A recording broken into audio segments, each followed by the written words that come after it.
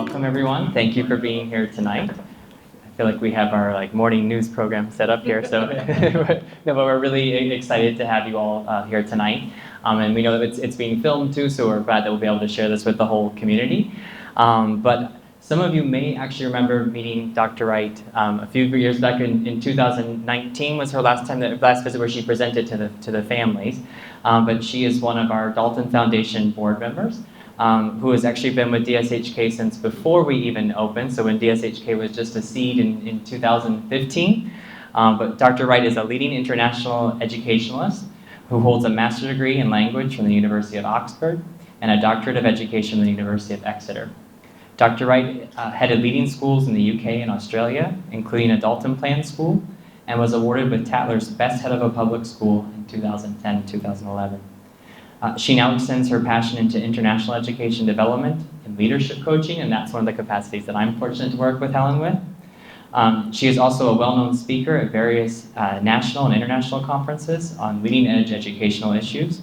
And Dr. Wright is an insightful, astute, and dynamic non-executive director and board advisor on a number of boards and foundations in the UK and abroad, including our very own Dalton Foundation.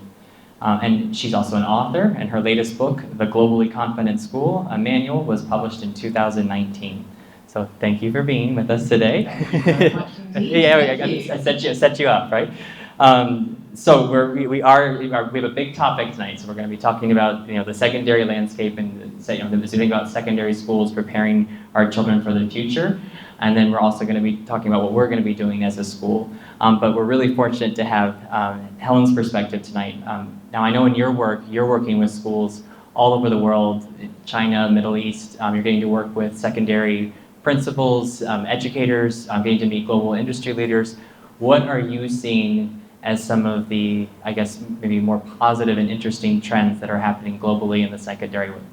Well, thank you very much for that question, Shaun, and it's great to be here tonight, so thank you very much indeed. And you're right, I do work with a lot of schools, supporting leaders, supporting boards of schools, right across the world. And it can be quite difficult to say, what are the trends? Because there are all sorts of moves, as we know, in the world, geopolitical moves, all sorts of things happening.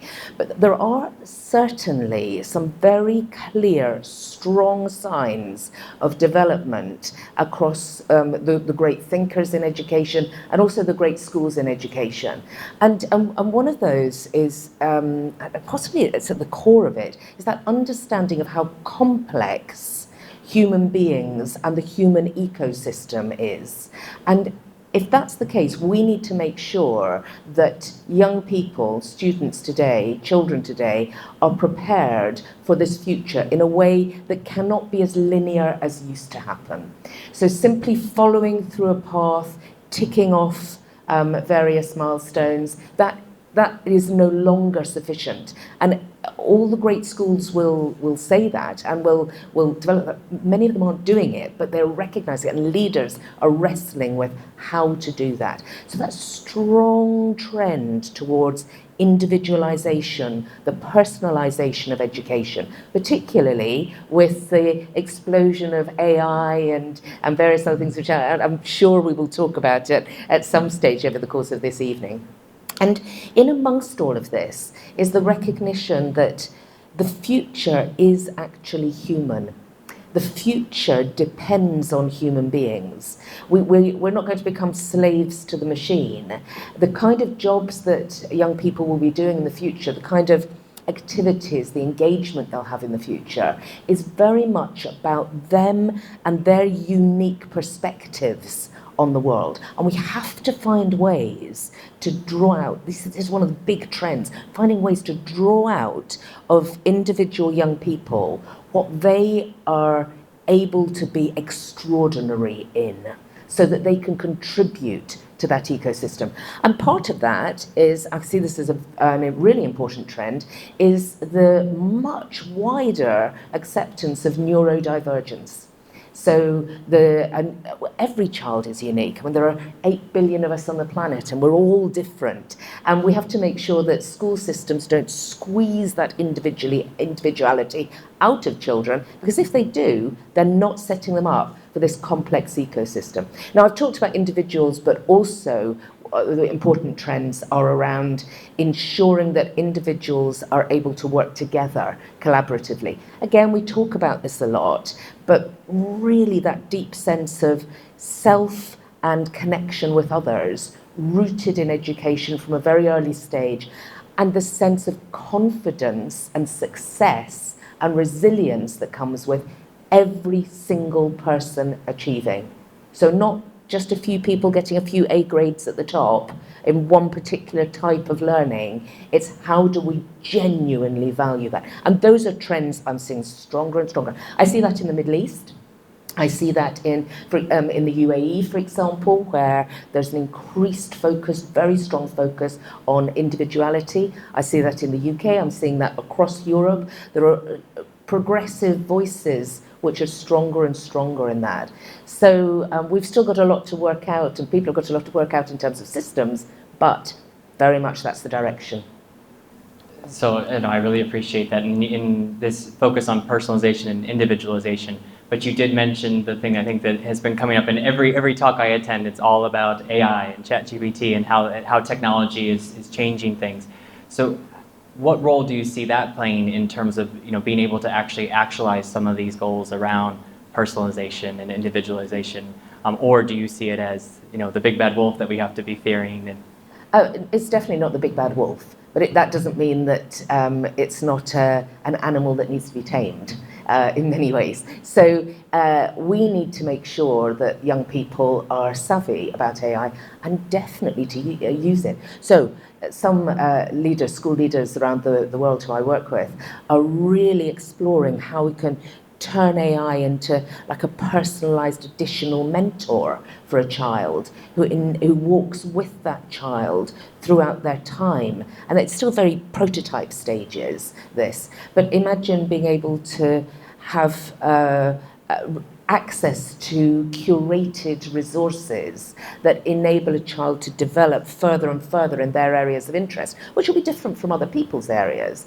This isn't using technology just to find a video somewhere else in the world that everybody will watch. It's using AI to have suggestions about the high-level additional courses that a child could be studying or experiences they could be having. So I think there's something really, really interesting in that. Now, we hear often about AI as being something, well, ChatGPT, we can, it'll write essays for people. Well, essays are not going to be the way that people are assessed in the future, for starters. And I don't know if you've tried writing an essay with any of these. They're really boring, actually. They're standardized. And that is, of course, I would say that's the danger of AI, that we allow it to, and we think that's the truth. We think that we're accepting of mediocrity, and it's all the same. But the point is, we're not all the same.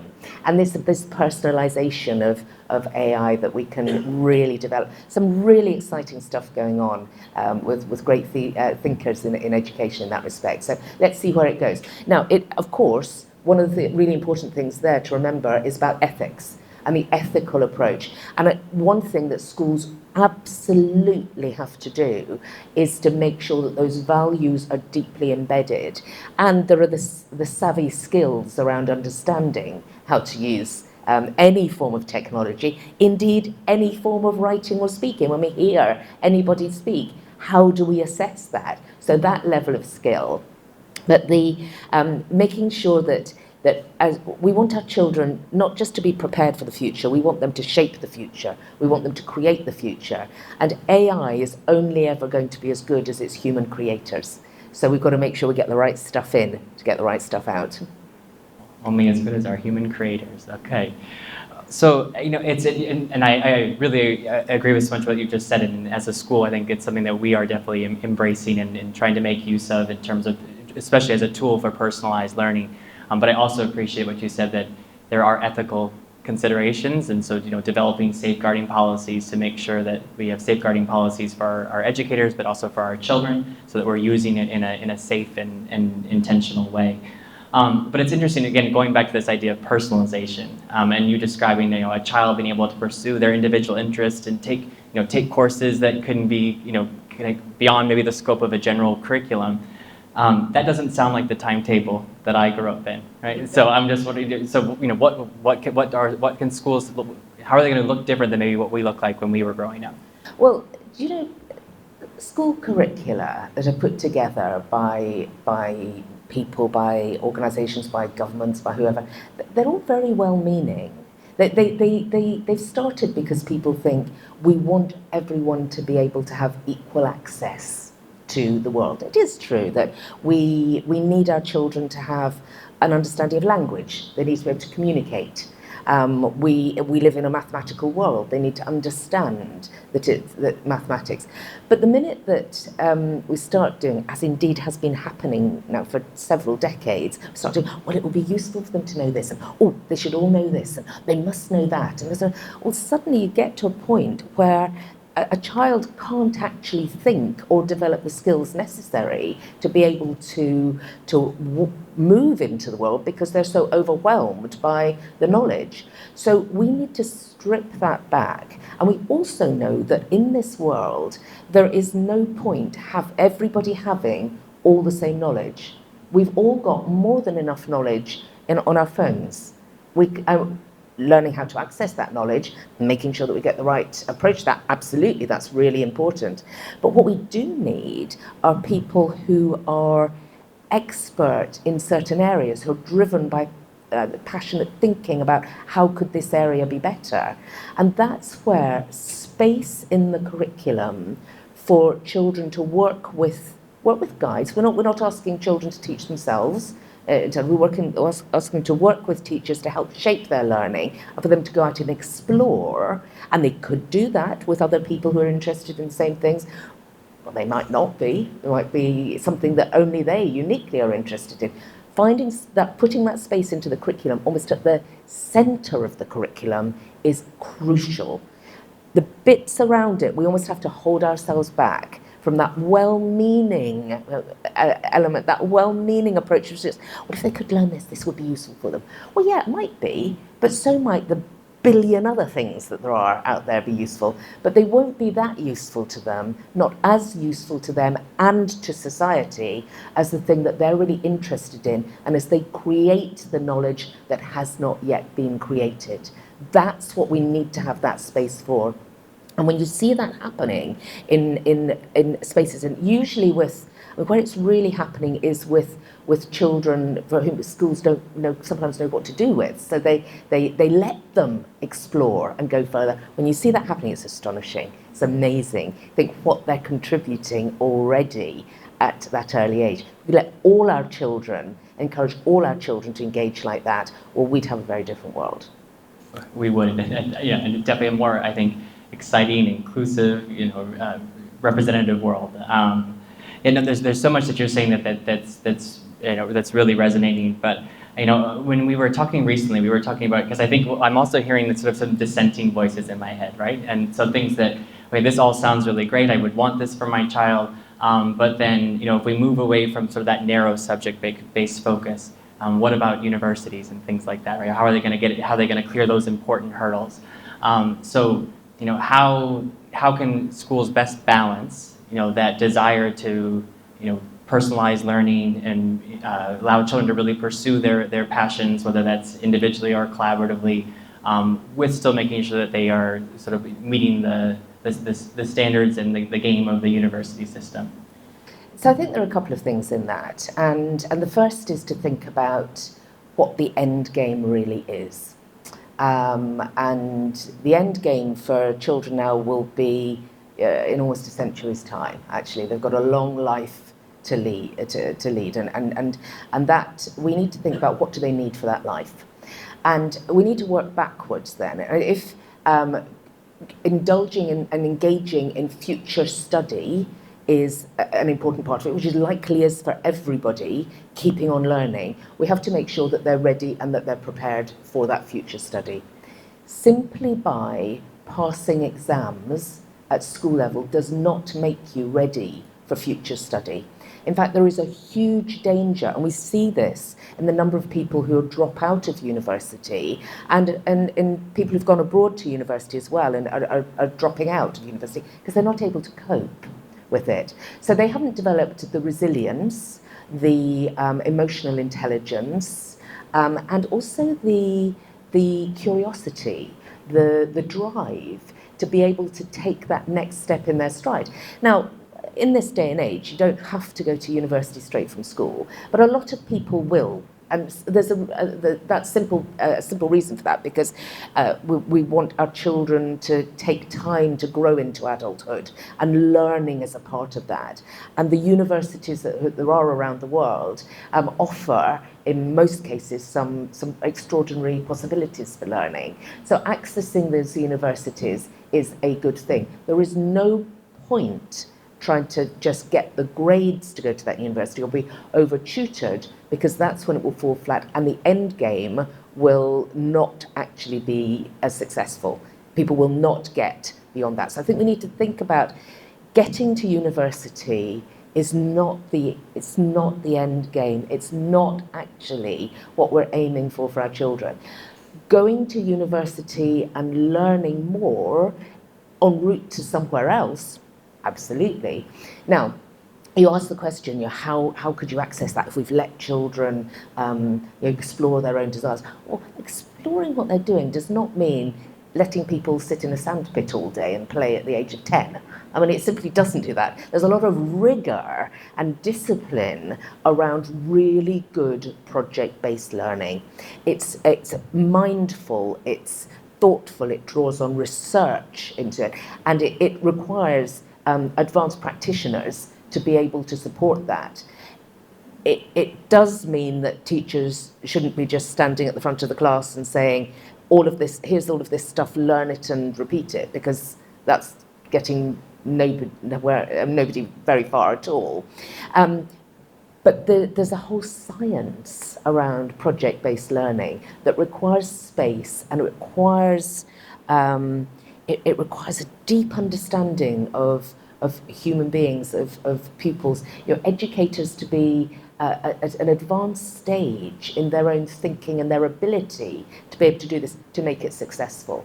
So I think sometimes we really simplify, and probably there's a sense of a danger that we really downplay what we mean by project-based learning, or what we mean by developing the self, or what we mean even when you look at the very early years in education about game-based play. We think that's not what real education is. But what we're doing at that point is bringing our own previous experience of education, what we went through, to this. I mean, most of us actually who are involved in Dalton have had some really powerful learning experiences along the route that have shown us that what I've described as that the old-fashioned way of teaching is not right. So most of us have had those aha moments. Otherwise, we wouldn't feel so passionate about it. But it can be difficult, and you can feel nervous as a parent looking and saying, "But everybody else is doing this." Yeah, but if it had been so successful, we'd have a happy, successful world. So we need to push that forward. What do we want? What do I want for my children? I want them to be strong. I want them to be successful and happy, and I want them to be able to cope with the buffets of the world, and be able to adapt and be flexible. And we know the world will keep changing. I want them to have all of that. I want them to ride the crest of the wave, but I don't want them all to be on the same wave, because it's not right for them. They will all follow different paths. Yeah, and you are a parent of three, so I know in addition to your educator experience, I think you bring a very unique perspective there too. And I guess I'm wondering, as you're saying that, and I really agree that the university admissions is not the end game, and we can really set our kids up for some really disappointing setbacks. You mentioned the most kind of extreme of dropping out, but there's so much research around quarter life crises, kids graduating from school but having no clue what they want to do and just feeling a real kind of nihilism towards, life. So how can, because we have an audience of parents, right? What kind of things can parents be, thinking about as they're kind of evaluating those post-secondary options, right? How can they help their child, think about what's going to be a just right fit for them, so they can ultimately thrive and be a contributing member of society? Well, the first step is, as parents, we have to be honest with ourselves. We have to really understand where we're coming from in this. And then we have to be very strict with ourselves and make sure that we're not just trying to shoehorn our children into places where we would like to have been. And that's quite hard, because it's a very primal feeling, that sense of wanting the best for our child. And we look around and we think, oh, that's the best. But actually, it's not the best if it's not the best for the child. And so the first step is being strict with ourselves as parents. The second step is genuinely listening to children, watching, observing, seeing how interested they are in various areas. What can we pick up? Working with the school to notice. I'm not just talking about content interests. I'm not just talking about what they're interested in. I'm thinking about how they do things. Where are their skills? Are they particularly empathetic? Do they very quickly make connections? Are they lateral thinkers? Are they very mathematical and logical in their thinking? And what might this be? And then to keep scanning the horizon and understanding what's out there, but recognizing all the time that many of the jobs that there are at the moment won't exist. And so it's that ability to adapt and be flexible and follow your passion that matters. So, as I say, I suppose it's like listen to yourself and be strict, and then really, really listen and watch your child. And as they grow older, talk to them. And yes, of course, provide them with opportunities, do things, but not opportunities that are going to do to them what you think should be done to them. Because ultimately it won't work. And that is not an easy thing to do. It's but not easy. But I think the walkaway advice to listen, right? Like notice Absolutely. With your own inner voice, but listening to your child. I know I can't believe we're already getting the time update, but there was one thing that I wanted to ask, and then we will open up to a couple of parent questions before we move into part two. Is that you did mention this idea of project-based learning, and that really being kind of one of the best ways forward. Are there models out there that you're seeing that are really doing this well? Yes. Well, there are actually, yes. And setting you up.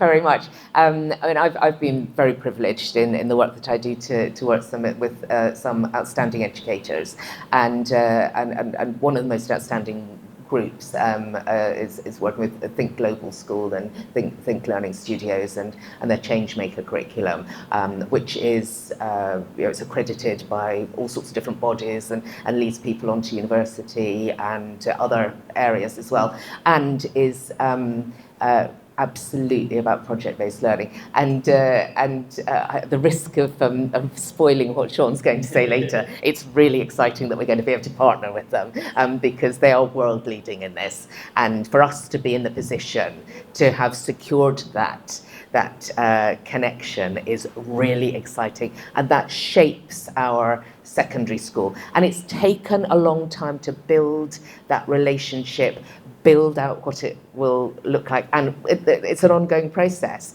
and that's why it's been very much in the background, because it's had to be, because these are world leaders, absolutely world leaders, and we are the only school in Southeast Asia, Asia probably, who they're working with, and we're going to be working together. So yes, it's absolutely possible. They've got a long pedigree now of being able to do this. And when you see it, and when you talk to their students and how they've done it, and they've done it in a different format from the way in which we'll do it, when you see those young people and the ownership they have of their future as they're going on to university, or maybe a couple of other steps before university, that's extraordinary. And actually, that's what we want for our children very, very much. And it is totally possible. So yes. Yes. So we're excited, very excited to share more about that in a bit.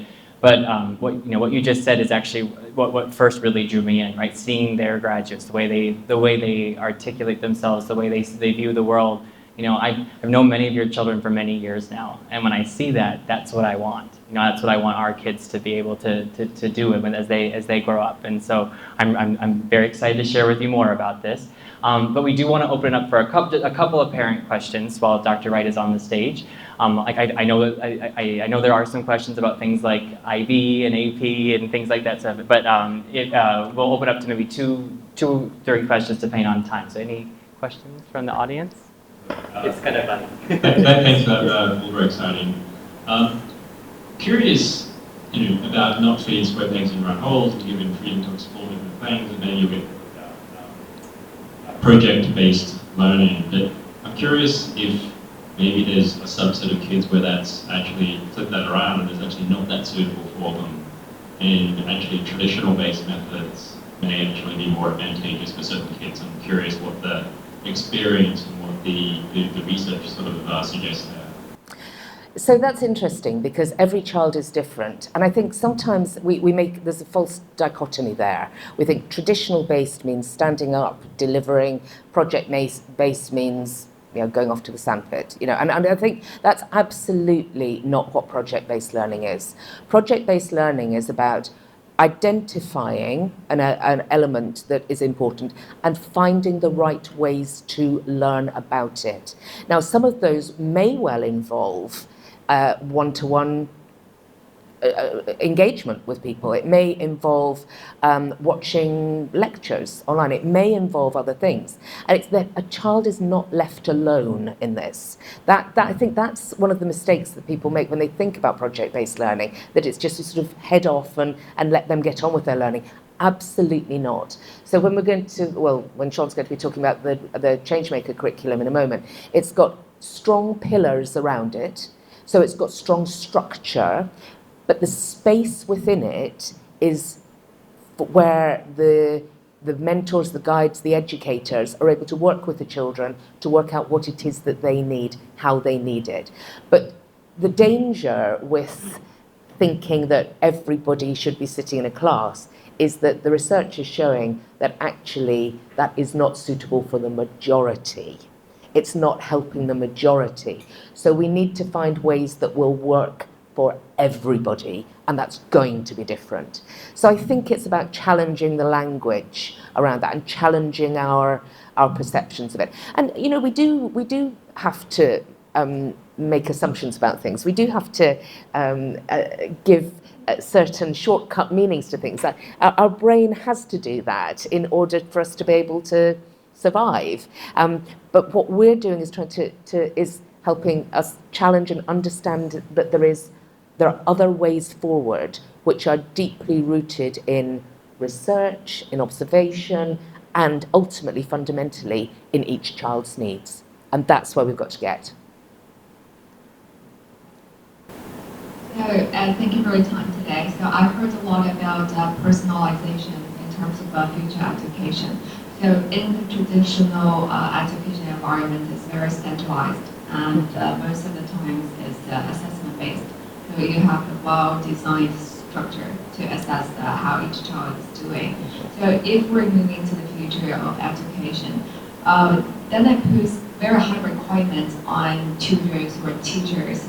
How do they observe? How do they mentor each child to identify each strength and weakness? And how do we make sure as a parents, what kind of schools, or how do I identify what kind of great teachers that do they have? Well, in the research that's been done into AI and which jobs will disappear with AI, teacher is one of the jobs that will not disappear. Because for exactly how you said it, that is exactly what great teachers need to do. Now, how do we establish who are great teachers? Well, in any school, there are really strong evaluation processes. There are ways in which we can check, and you do this all the time. You're always observing teachers, always challenging them, always moving forward. As a parent, trusting in the school is important, and also being honest with the school, because a school will see a part of your child, but not the whole of your child. And it's important to have that open dialogue. It does take a village to raise a child. And it actually takes more than the school to raise a child, and parents, because the school is influenced and supported by a whole worldwide network of educators. We're talking about collaboration, we'll talk about collaboration in a moment, and how this is worked, but so much work has gone into that collaboration, not just with one or two individuals, it's all the work that has led up to that. Education is always shifting and changing, and it should be, because every child who enters into the world is different. So we have to find ways of identifying who that child is, and that requires a lot of different eyes on that child and good communication around that.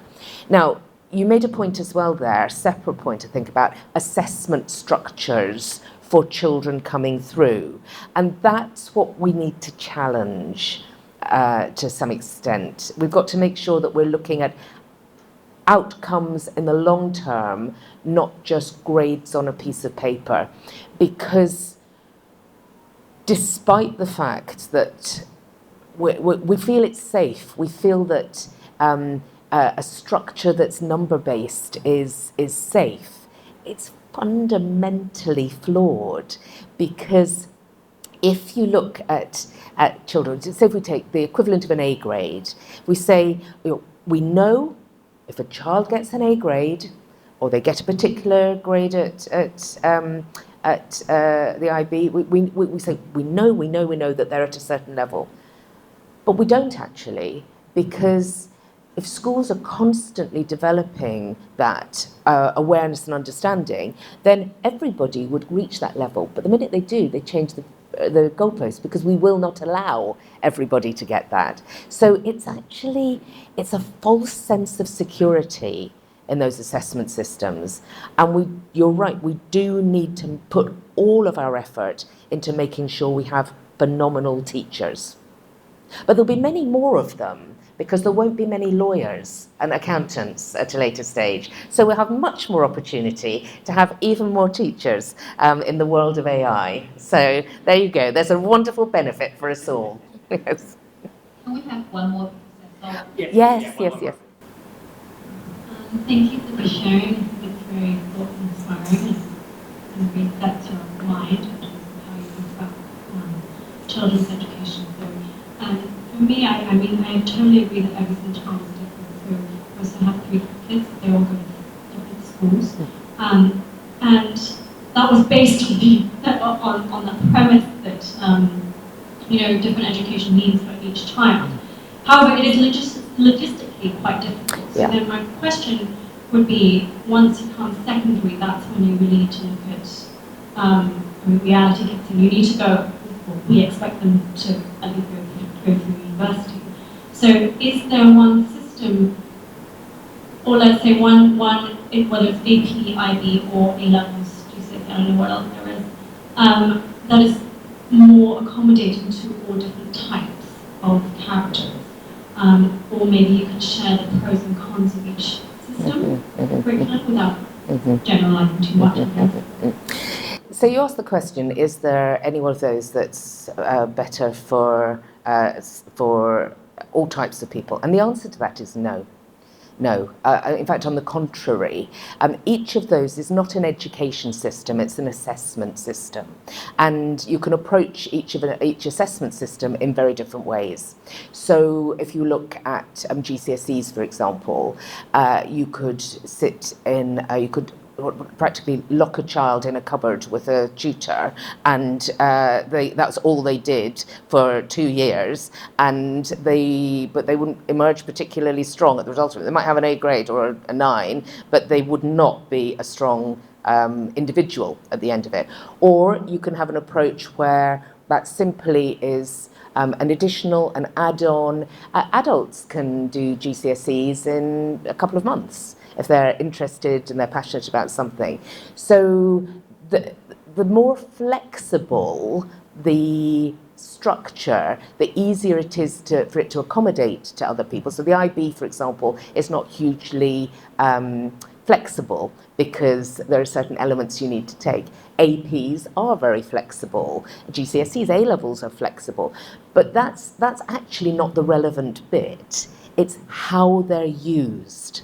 So everybody here will probably have done some kind of professional exam at some point in their life. Now, how you get to that professional exam matters more than the exam itself. And some of you will have said, really, do you know what, that was not a great process, it was not a great assessment. It enabled me to get to a certain stage, but I've really not felt as though I've succeeded during that.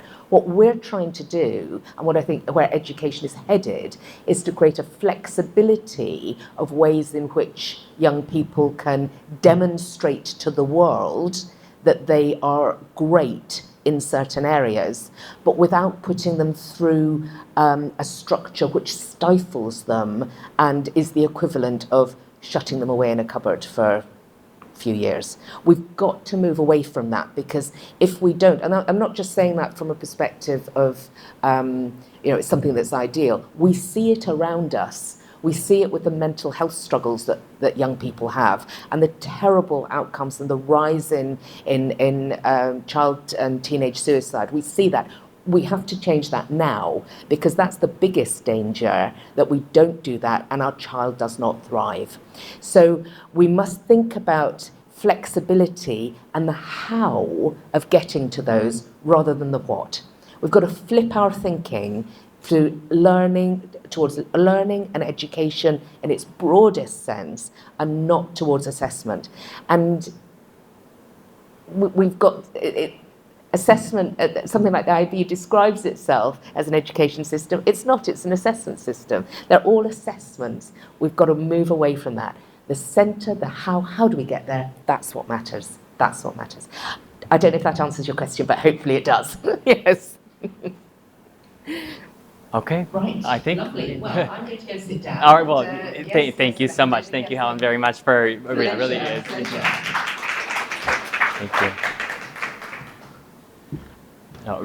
Really appreciate Helen being here. I get to have these kind of chats with Helen regularly, usually through Zoom, but it's really a treat to have her here in person, and she's been working with our team, with teachers, and so really it is a privilege. And actually what Helen was just leading off with is something that we were actually talking recently, that it feels like grades and exams have become the new stick, right? In terms of this, in secondary schools, so often, because the engagement has been lost, right? Your kids are going through these kind of subject by subject areas that they're maybe not as interested in. So they go from being these passionate, curious young children who are just kind of going through the motions in secondary school.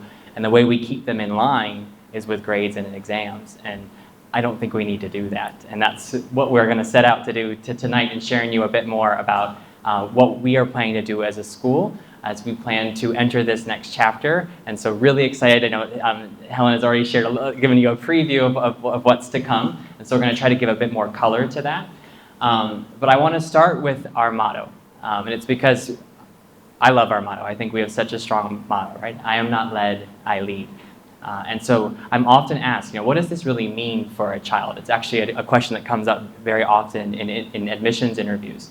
And actually Edith is in the back here, and she had a beautiful way of describing this week. It was in a teacher team meeting, and she said, our children are thinkers, not followers. right? And something that I take great pride in is that anytime anyone visits our community, something that they often walk away saying is, I just love how Dalton kids, they're so unafraid to ask questions, right? They're not afraid to challenge us or challenge our thinking.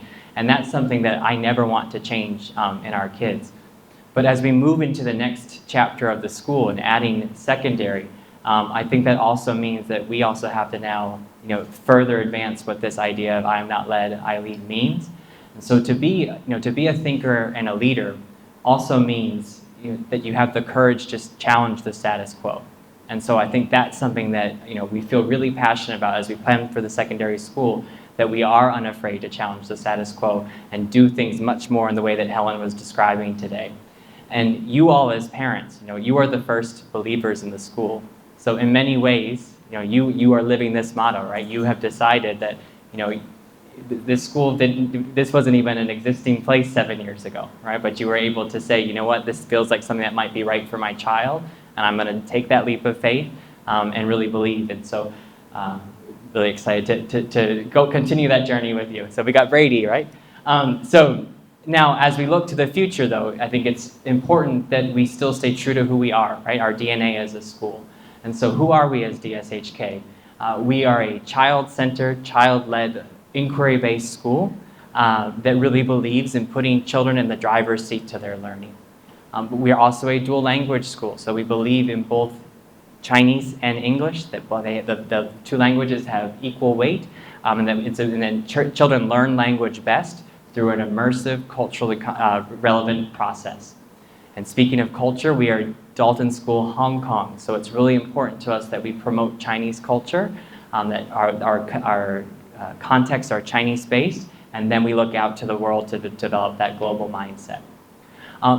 Those first three are pillars that we've described about our school for many years now, but I think a fourth pillar that has really been emerging more and more, and it's something that I'm hearing parents say to me too, is that, well, Dalton's really a future-oriented school. And I'm happy to hear that, but also if you think about it, our school was born in the 21st century, and so we have the privilege to really make our school in the image of the 21st century. And so as we move now into secondary, you might ask the question, why do this, right? We're still a new growing school, why enter this whole space of secondary school? And so, it is a daunting task, but one that I think has a real urgency of the moment, and especially now, we have your children in front of us, and I think we feel, an enormous sense of responsibility to make sure that we see this mission through. And so we look to the words of Sir Ken Robinson. I think he really poignantly describes the time that we're in, that education doesn't need to just be reformed, it needs to be transformed. And we do this the way that Helen described, right? We do this not through rote memorization and exam-based teaching, but through a highly personalized approach where you provide the conditions that enable each child to uniquely grow and thrive. Sadly, though, I think what we see broadly across the world, particularly in secondary schools, and actually this came up in a talk that I was at last night, one of our other directors, John Sang, was talking about in schooling around the world. He's someone also who's very has a pulse on education. The classrooms and the timetables were really designed for the 19th century, right, for the industrial age. And they're often taught using 20th century teaching methodologies. And what that's doing is failing 21st century kids. And so we have to do things differently, and that's what we're going to do here. And so now, 21st century, that's become a very buzzy, jargony thing that when we talk about educating for the 21st century. So what do we mean by that? So there are some 21st century skills that, that research has told us these are the things that are going to help children really navigate our rapidly changing, uncertain times. And so oftentimes we'll summarize this as the 4 C's, things like creativity, critical thinking, communication, collaboration. These are the kinds of things that we're thinking about educating for the future, not just the university admissions, but long-term learning. These are the skills that we want to equip our children with. And so what is our goal? Our goal is to provide the conditions that are going to enable each child to uniquely grow and thrive so that they have exceptional post-secondary opportunities upon graduation from Dalton. And that can look many different ways. There's actually, I think that's something that's also very exciting. There's a lot of different types of post-secondary options. I imagine that most of our children are going to end up going to university probably right out of high school, but some might take alternative paths. Some might be starting their own company right when they get out of school. But making sure that no matter what, they are set up to be able to thrive when they leave Dalton. And so again, staying anchored in who we are. The Dalton Plan is a very successful model, right? This is in many ways, Helen and I were talking before that if the world had just listened to Helen Parkhurst 100 years ago, we would be in a much better place when it comes to education. But again, just as a reminder of the Dalton Plan, right? When we think about those 3 parts of house, lab, and assignment, right? That will continue. That's a continuing thread as we move into middle and high school. And thinking about house really as that place where we're going to be supporting students' well-being through our strong advisory programs, teaching into character, but also not just focusing on that individual talent and development, but making sure that we realize that we have a responsibility to also contribute those talents to our community. So being able to engage in a lot of service learning opportunities. When we talk about lab, the goal of lab is really to individualize and personalize to a child's interest and needs. And so opportunities to work on collaborative projects, not just learn from the teacher, but also learn from each other. But while at the same time, though, having that flexibility in the schedule to be able to receive some of that one-on-one academic support, especially if that's an area of need. And then also special to the Dalton Plan is the idea of the assignment. Those long-term projects where you're using multiple disciplines to solve real contextualized problems. And so now we're going to get into the very exciting news, and this is something that we have been working on. This has been a multi-year process to get to this point, and so while we're looking for the space to be able to actualize this, and now but also thinking about, well, what are we going to do when we have this space? We are so excited to share that we are going to be working with the Think Learning Studio, who is behind the Think Global School. And so some of you may have already heard of the Think Global School. It's based in New York City, but they are also famous for kind of traveling around the world. But what the school is actually really becoming best known for now is the development of the Changemaker curriculum. And so I'm going to go through exactly what that is, how it works. Now, of course, this is a high-level conversation, so it's not going to feel like a curriculum night, but you're going to get a sense of how that works, how it also fits in with the Dalton Plan. It's actually a beautiful marriage between the two, and also how it's worked, right? So in terms of it's been a really successful model in a very short amount of time. So the Changemaker curriculum is really built upon 3 main guiding principles: mastery, autonomy, and purpose. And as I describe these, I think you're going to hear a lot of Dalton in this, right? So when they define the idea of mastery, right, it's that we're not focused on a memorization or regurgitation of facts. We're looking to get to a point where you understand something so deeply that you can actually start to create things and teach others. So if you think about it, that's when you're basically kind of operating at a university level, where you're able to have such a deep knowledge that you can start to now give that knowledge to others. But there's a progression to get there, right? So at a surface level, you're operating in more what they call an apprentice, right? Where you're developing that surface level of understanding and recall. And in between, where we would expect all children to get across subject areas would be a specialist level, where you have, you have an understanding, you're able to analyze, but to get to that mastery point, that's really when you're in an area of passion, right? Something that's really important to you that you're going to start specializing in and achieve that level of mastery. Autonomy. Autonomy goes beautifully with our idea of I am not led, I lead. So that common shared belief that when we put children in the driver's seat, there is really no limit to what they can do. And so that's a really important part of the Changemaker curriculum, that children are given voice and choice and agency over their learning. And it's a highly personalized and flexible model that does put children in that position. But then thirdly, this idea of purpose. Right? So again, going back to it's great. I'm not interested in creating super intelligent children who don't want to do anything good with those talents. Right? It's important that they see that we are part of a collective community, a part of a global society, and with our knowledge, our talents, we have a responsibility to contribute to our collective. And so all the project-based learning really does converge around this idea of responsibility to others. And so really excited about that component of the Changemaker curriculum. So now to break it down even further. So there's really kind of those as the guiding principles. We now have our kind of 4 key elements. And again, you're going to be able to see such nice, beautiful, natural connections with the Dalton Plan. So as Helen talked about, this is a really, really sophisticated project-based learning model. And where this would live within the Dalton Plan is the lab and the assignment, right? So there are teacher-led modules. So in each year group, they'll be engaged in those teacher-led transdisciplinary projects where there's very specific content and concepts and skills that we're trying to teach into students.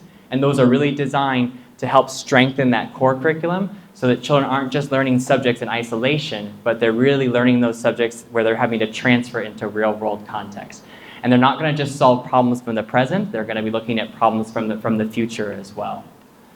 But then there's also space for student design projects, right? And there's so many different things that children can do, and we're going to give some examples of this in a little bit. But making sure that within their day, they do have opportunities to just explore something that they are interested in, because we want them to learn that idea of, if you want to learn something, learn it, right? You're going to be upskilling your entire life. What you learn today might be irrelevant in 2 years. So you need to have that ability to constantly improve yourself as a learner.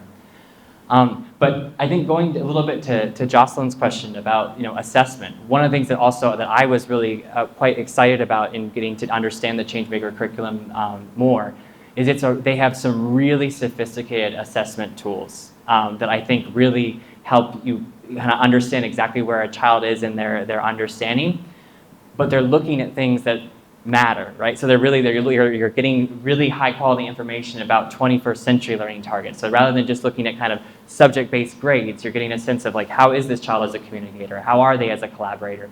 Those things that we know are going to kind of be better predictors of long-term success. But this is also balanced. Helen mentioned it's been really disturbing, the news in Hong Kong recently around the suicide rate.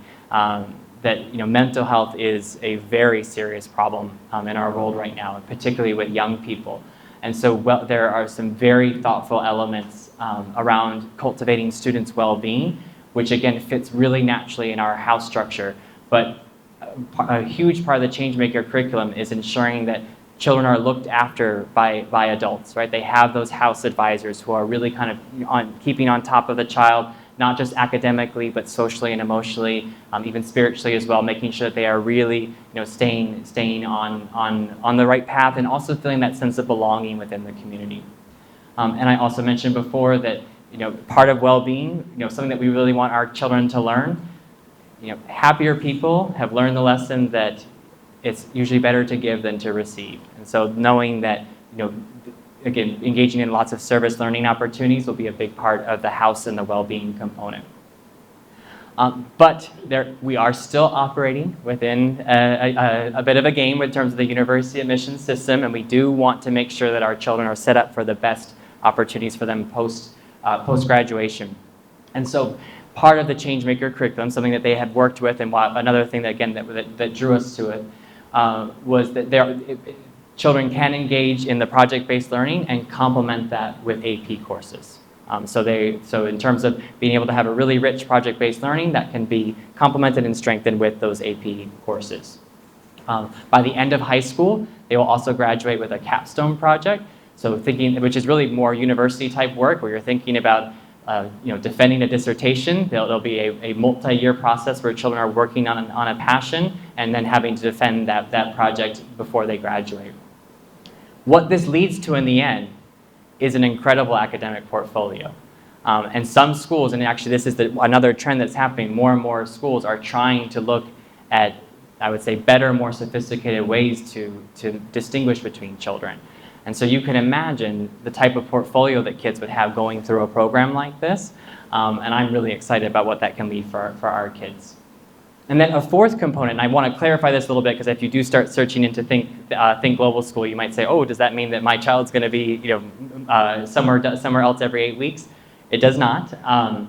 For us, when we talk about place-based learning, this really goes back to our phrase that children are our curriculum and the world is our textbook. And so experiential learning, contextualized learning is a necessary part of their learning experiences. But we can do those things in Hong Kong, we can do those things in our region.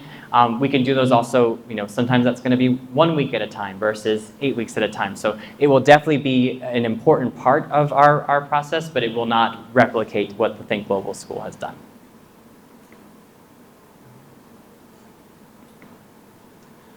All right, so that just gives you a bit of color to the Changemaker curriculum. But I do also want to share, because I know that sometimes this type of thing can sound really exciting, but then there's a bit of insecurity. Yeah, but does it work, right? Is it going to get my child into those good schools? So I understand that need for security. So I want to share a little bit about just the results that they've had from children going through the Changemaker curriculum. So the Pioneer Awards, these are really prestigious awards that are given in different categories for international schools around the world. And so actually just this year, the Changemaker curriculum was the global winner for Progressive Educational Delivery Award. So it's definitely something that is getting noticed. And I think part of why it's getting noticed is because of how well the graduates are doing. It's also an internationally accredited curriculum. So these are four of the kind of major accrediting bodies, so things like WASC, IRCOS, NAIS. It is recognized by these international accrediting bodies. So for those of you, I think sometimes there's that question of transferability. It is widely recognized. And there is a proven track record. And so this is going to be small fonts, but I'm just going to show you some of the universities that over the past 10 years that graduates from Think Global have gone on to. And again, you're not going to be able to see this, but I will have a point to all of this.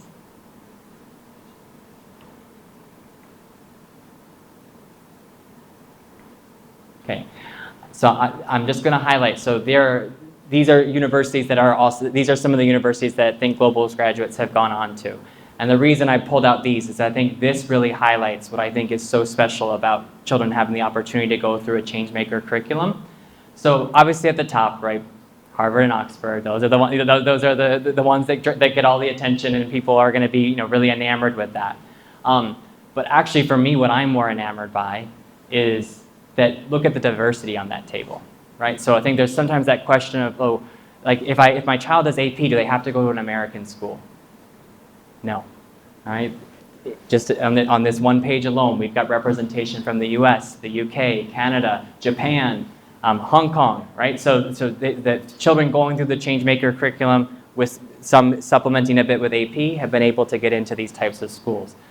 But what I also really love is the two schools I see at the bottom, right? So the Berkeley School of Music and the Parsons School of Design. Because what does that tell me?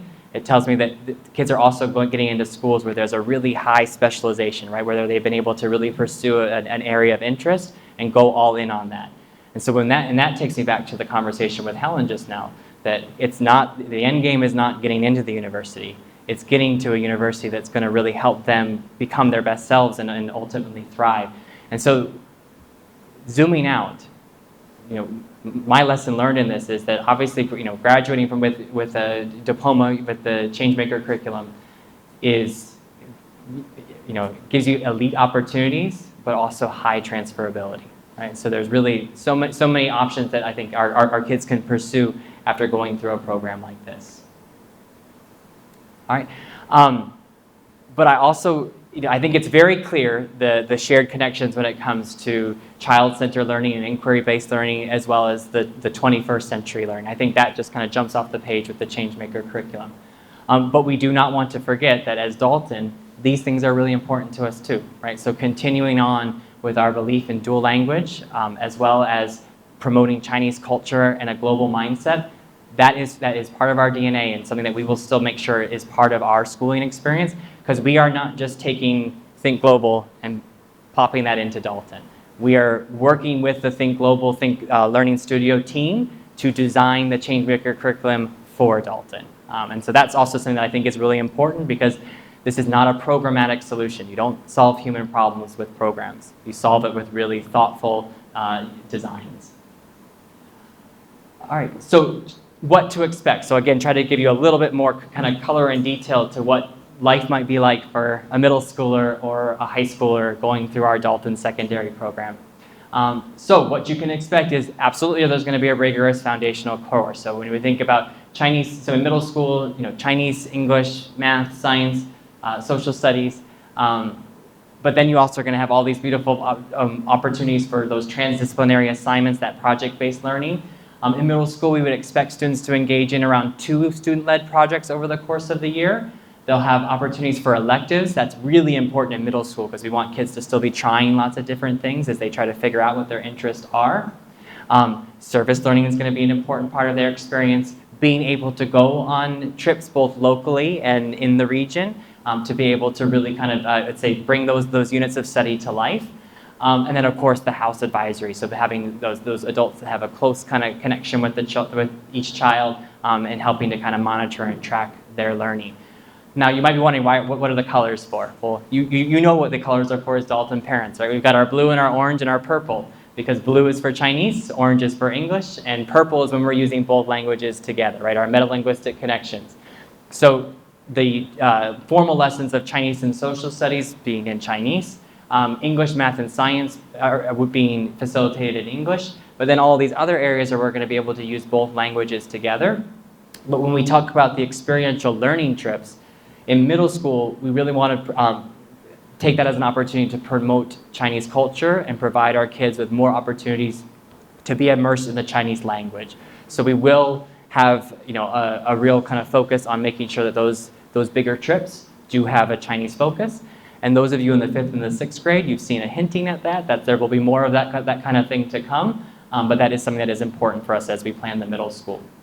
When they get to high school, and some of you might be saying, that grade level surprises me, right? We're defining high school as actually just grades 10, 11, and 12, because those are the 3 years that universities look at anyways. So we're going to consider high school 10, 11, and 12. And so you're going to see similar things to the middle school in terms of that experience. Rigorous foundational core, all right? There is, of course, opportunities if students want to take AP classes in those areas. That is certainly a possibility, not a requirement, but a possibility. Embedded in the Changemaker curriculum, though, is 2 AP courses already, and that's the AP Research and the AP Seminar courses. For most elite universities, there's an expectation that you take at least 3 AP courses. So already there's 2 of your AP courses. But really interesting transdisciplinary projects, which ultimately culminates in that capstone project. By the time they're reaching high school, though, we expect them to engage in more student-led projects. So there's an expectation of around 3 to 5 per year. And so I mentioned that could really be anything, right? So it could be an internship, right? It doesn't have to take place within the walls of the school. It could be, an online course through Harvard edX, right? They might take an additional AP course, maybe one that's a bit more obscure. But there's that freedom for children to really pursue that. Again, still opportunities for electives, service learning trips, and that house advisory.